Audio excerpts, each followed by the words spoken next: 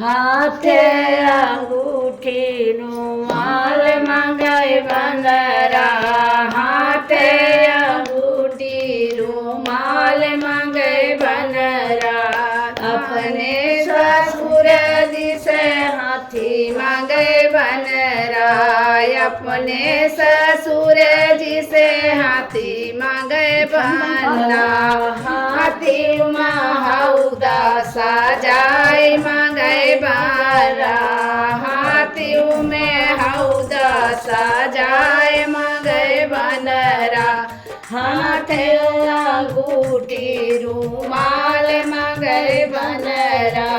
हाथे अंगूठी रूमाल मांगे बनरा अपने जेठ जी से घोड़ा मांगे बनरा अपने सर जी से अपने सारे जी से घोड़ा मांगे बनरा घोड़ा सजाई मांगे बनरा घोड़ा माझीना सजाई मांगे बनरा हाथे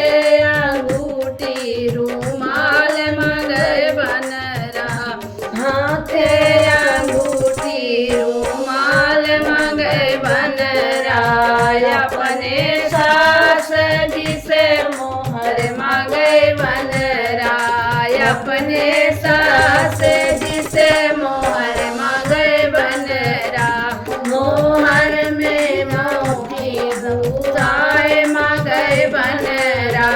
मोहर में मोती बुआए मांगे बनरा हाथे अंगूठी रूमाल मांगे बनरा हाथे अंगूठी रूमाल मांगे बनरा